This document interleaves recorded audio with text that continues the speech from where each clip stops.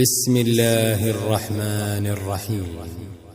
يا أيها الناس اتقوا ربكم الذي خلقكم من نفس واحدة وخلق منها زوجها وبث منهما رجالا كثيرا ونساء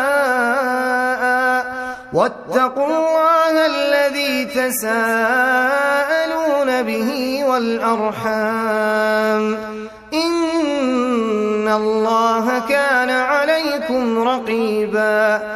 وآتوا اليتامى أموالهم ولا تتبدلوا الخبيث بالطيب ولا تأكلوا أموالهم إلى أموالكم إنه كان حوبا كبيرا.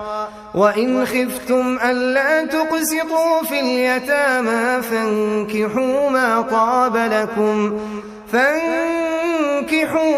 طاب لكم من النساء مثنى وثلاث ورباع، فإن خفتم ألا تعدلوا فواحدة أو ما ملكت أيمانكم ذلك أدنى ألا تعولوا.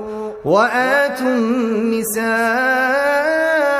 صدقاتهن نحلة فإن طبن لكم عن شيء منه نفسا فكلوه هنيئا مريئا.